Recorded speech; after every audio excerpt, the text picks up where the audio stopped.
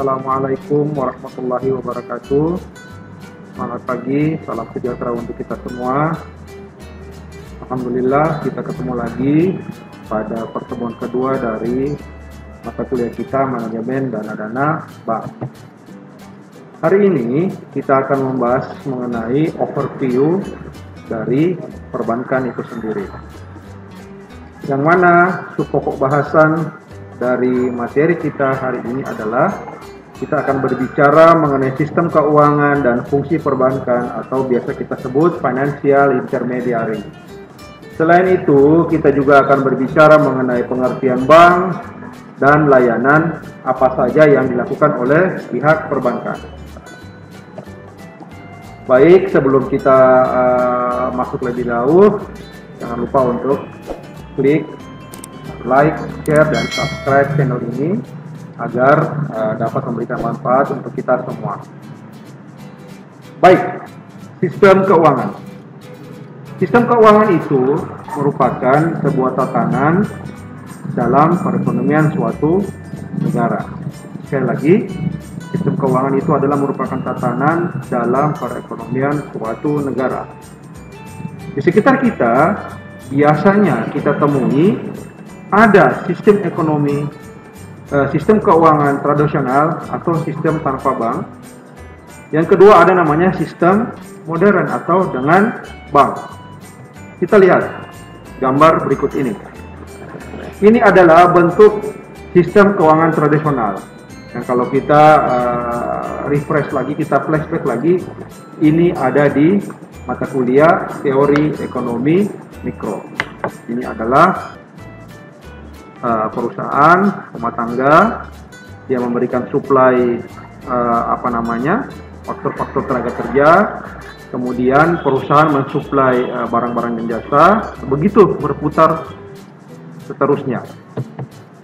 Nah, keterangan dari gambar yang tadi itu apa teman-teman? Adalah rumah tangga dia menyuplai faktor-faktor produksi kepada perusahaan. Oke. Nah, faktor-faktor produksi itu berupa tanah, tenaga kerja, dan modal itu dimiliki oleh rumah tangga, dibayar oleh pabrik atau direct payment. Selanjutnya, perusahaan atau pabrik penyuplai jasa atau produk itu kepada rumah tangga. Nah, rumah tangga membayar untuk mendapatkan jasa atau produk tersebut, direct payment. Itu akan terputar terus. Kapan ada satu pihak yang bermasalah, maka dipastikan sistem yang tadi itu tidak akan terputar karena akan mengalami hambatan, teman-teman. Jadi sekali lagi, ini saya hanya sekedar flashback di mata kuliah teori ekonomi mikro, kawan-kawan sudah dapatkan di semester awal. Lanjut. Nah, sistem ini mempunyai kelemahan, teman-teman. Yang pertama, keamanan transaksinya. Ya, kalau kita berbicara sistem yang seperti tadi itu, dia pasti mempunyai keamanan transaksinya. Kemudian tidak ada teknologi yang memadai, jadi dia masih semua serba tradisional. Pencatatan transaksi sangat-sangat sederhana, masih menggunakan buku, catatan, nota, dan lain sebagainya. Nah, suku bunga yang dikenakan dalam perdagangan itu sangat tinggi. Nah, oleh karena itu cenderung terjadi monopoli karena tidak adanya pengawasan. Nah, ini bagaimana kelemahan dari sistem ekonomi tradisional. Selanjutnya, kita berbicara sistem keuangan modern itu hampir sama dengan yang tradisional, namun ditambah dengan 3 aspek ini. Oke, menambah bank dan lembaga keuangan yang mana bank memberikan investasi kepada perusahaan, sedangkan bank juga memberikan tabungan atau menerima tabungan dari rumah tangga. Jadi dia berputar, ada uang dari pihak rumah tangga tidak langsung membelanjakan, tapi dia menyimpan dalam bentuk tabungan kepada bank atau lembaga keuangan lainnya. Kemudian bank lembaga keuangan lain itu memberikan layanan investasi kepada perusahaan, sehingga perusahaan mampu untuk memenuhi kebutuhan operasionalnya sehari-hari. Selanjutnya kita berbicara mengenai fungsi pokok sistem keuangan modern. Yang pertama, fungsi tabungan, yaitu dapat menyimpan dana sebagai tabungan. Contoh, saham, tabungan, deposito, dan lain sebagainya. Yang kedua, fungsi kekayaan atau wealth, yaitu dapat menyimpan kekayaan yang nilainya diproyeksikan, sekali lagi, diproyeksikan akan meningkat. Contoh emas. Harga emas itu kan dia cenderung naik dari waktu ke waktu, kecuali kalau ada kejadian luar biasa yang terjadi yang membuat harga emas itu dia turun. Yang ketiga, ada namanya fungsi likuiditas atau liquidity. Merupakan sesuatu yang dapat dikonversi atau ditukar dengan segera menjadi uang tunai. Jadi kalau kawan-kawan mempunyai cek atau bilet giro, maka ketika atau emas ketika dia ditukar, dikonversi, maka segera harus dapat dibayar menjadi uang tunai. Jadi ada barang kita bawa ke Pegadaian, contohnya ada emas, kita tukar, langsung bisa kita dapatkan uang tunai sebagai penggantinya. Nah, begitu juga kalau kita punya cek, kita bawa ke bank, kita cairkan, langsung kita bisa dapat uang tunai. Nah, disitulah fungsi likuiditas dari sistem keuangan modern. Selanjutnya ada namanya fungsi kredit, yaitu membantu konsumen dan sektor usaha untuk mendapatkan dana untuk kegiatan konsumtif atau produktif. Yang kelima, fungsi pembayaran atau payment, melayani pembayaran dan jasa alat-alat transaksi, contoh cek, bilet giro, kartu debit, kartu kredit. Sedangkan jasa itu ada berupa clearing, RTGS atau real time gross settlement, access banking, mobile banking, internet banking, dan lain sebagainya. Kemudian juga memiliki fungsi resiko atau risk, proteksi atas harta benda dan diri. Contoh, dalam sistem keuangan itu ada namanya asuransi, jadi dia memproteksi harta, memproteksi diri terhadap segala sesuatu kemungkinan yang akan terjadi di masa depan. Kita lanjutkan teman-teman. Pengertian bank. Menurut Undang-Undang Nomor 7 Tahun 92 yang telah diubah dengan Undang-Undang Nomor 10 Tahun 98, bank adalah usaha yang menghimpun dana dari masyarakat dalam bentuk simpanan serta menyalurkan kembali kepada masyarakat dalam bentuk kredit dan atau bentuk-bentuk lainnya dalam rangka meningkatkan taraf hidup orang banyak. Perbankan adalah segala sesuatu yang menyangkut tentang bank, mencakup kelembagaan, kegiatan usaha, serta cara dan proses dalam melaksanakan kegiatan. Jadi bank itu dengan perbankan itu beda. Bank itu kegiatannya, tetapi perbankan itu all. Jadi semua yang berbicara tentang bank, yang mempengaruhi, yang dipengaruhi semua, jadi ekosistem perbankannya. Bank umum adalah bank yang melaksanakan kegiatan usaha secara konvensional dan atau berdasarkan prinsip syariah dalam kegiatannya memberikan jasa dalam lalu lintas pembayaran. Bank Perkreditan Rakyat adalah bank yang melaksanakan kegiatan usaha secara konvensional atau berdasarkan prinsip syariah yang dalam kegiatannya tidak memberikan jasa dalam lalu lintas pembayaran. Oke, jadi perbedaan bank umum dan bank konvensional adalah bank umum ada jasa dalam lalu lintas pembayaran, sedangkan bank Perkreditan Rakyat atau BPR tidak ada atau tidak memberikan jasa dalam lalu lintas pembayaran. Pentingnya bank. Menurut Hasibuan di tahun 2001, bank itu dianggap penting dalam mendorong pertumbuhan ekonomi dikarenakan yang pertama, merupakan pengumpul dana dari yang berkelebihan dana serta menyalurkan kepada yang kekurangan dana. Yang kedua, tempat menabung yang efektif dan produktif bagi masyarakat. Yang ketiga, pelaksana dan memperlancar lalu lintas pembayaran dengan aman, praktis, dan ekonomis. Yang keempat, penjamin penyelesaian perdagangan dengan menerbitkan letter of credit. Nah, ini kalau perdagangan internasional, kita pesan barang dari luar negeri, jadi bank di dalam negeri memberikan jaminan letter of credit, jadi barang sampai baru dilunasi. Kemudian penjamin penyelesaian proyek dengan menerbitkan bank garansi. Nah, ini kalau kita ikut proyek-proyek, ikut tender, bank menjamin atau menggaransikan si perusahaan untuk mengikuti tender proyek-proyek. Nah, ini pentingnya bank. Mengumpul dana, tempat menabung yang efektif, pelaksana, dan memperlancar lalu lintas pembayaran, penjamin penyelesaian perdagangan dengan LC, kemudian penjamin penyelesaian proyek dengan menerbitkan bank garansi. Sekarang kita berbicara mengenai asas, fungsi, dan tujuan perbankan di Indonesia.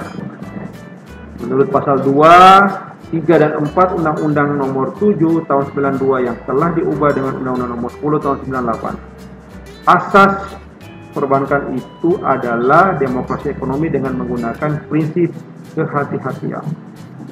Fungsinya itu apa? Menghimpun dan menyalur dana dari masyarakat. Dan tujuan untuk menunjang pelaksanaan pembangunan nasional dalam rangka meningkatkan pemerataan, pertumbuhan ekonomi dan stabilitas nasional ke arah peningkatan taraf hidup rakyat banyak. Untuk itu, apa sih usaha-usaha pokok dari bank? Yang pertama, denomination divisibility, yaitu bank mampu menghimpun dana dari SSU atau surplus spending unit yang masing-masing nilainya relatif kecil, namun secara keseluruhan jumlahnya akan sangat besar. Dan demikian, bank dapat memenuhi permintaan defisit spending unit atau DSU yang membutuhkan dana dalam bentuk kredit. Jadi ini bank itu dia mampu menghimpun dana dari masyarakat, kemudian menyalurkan lagi kepada orang yang berkebutuhan dana. Yang kedua, maturity flexibility, artinya bank dalam menghimpun dana menyelenggarakan bentuk-bentuk simpanan yang bervariasi jangka waktu dan penarikannya. Ada namanya giro, tabungan, dan deposito. Permanikannya juga bervariasi, sehingga ada dana yang mengendap. Nah, dan inilah yang dipinjam oleh DSU dari bank yang bersangkutan. Dia fleksibel. Jadi produk-produknya itu dalam bentuk simpanan itu bervariasi jangka waktu. Kalau kita bicara giro, tabungan, deposito kan ada jangka waktu 1, 3, 5, 9, 12. Tabungan bisa diambil kapan saja, giro bisa diambil kapan saja. Begitupun dengan jumlah saldo minimalnya. Giro ada saldo minimal pembukaannya, tabungan ada saldo minimal, deposito juga ada. Media penarikannya juga bervariasi, sehingga ada dana yang dapat mengendap dan dimanfaatkan oleh bank bersangkutan. Yang ketiga, ada namanya liquidity transformation, artinya dana yang disimpan oleh penabung kepada bank umumnya bersifat liquid, sehingga dapat dicairkan oleh surplus spending unit sesuai dengan bentuk tabungan, sehingga bank diwajibkan menjaga likuiditasnya atau GWM sesuai aturan Bank Indonesia 6% dengan memperhitungkan jumlah uang beredar agar seimbang dengan volume perdagangan. Jadi bank itu juga dia harus mampu menjaga likuiditasnya, sehingga ketika ada orang yang ingin mencairkan dananya atau ingin menarik pinjaman atau produk-produknya, bank wajib dengan segera untuk memberikan atau mencairkan transaksinya. Tidak boleh ketika ada orang transaksi hari ini, besok baru cair. Itu tidak boleh.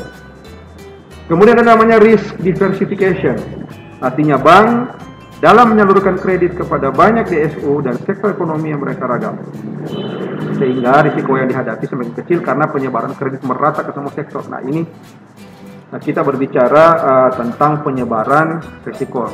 Jangan, kalau kita berbicara teori risiko itu, ada satu teori yang namanya don't put one egg in the same basket. Jadi jangan menaruh satu telur di dalam kantong yang sama, bisa jadi telurnya itu pecah.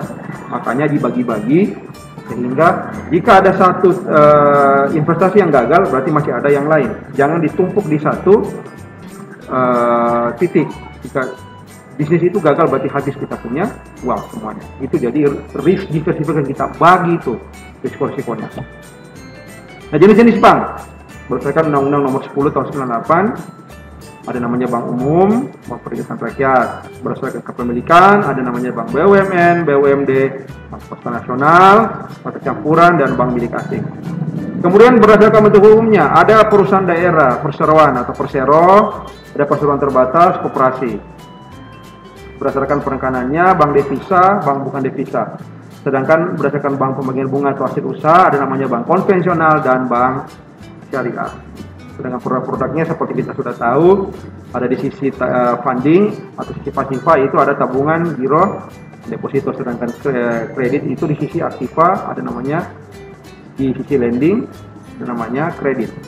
Jasa layannya ada dalam negeri berupa kiriman uang, clearing, RTGS, bank garansi, safe deposit box, letter of credit, ATM, internet dan mobile banking dan lain sebagainya. Itu jasa-jasa layanannya.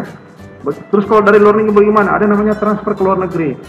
Ada namanya draft atau surat perintah bayar tidak bersyarat, collection, tagihan, garansi bank, travel check dan lain sebagainya.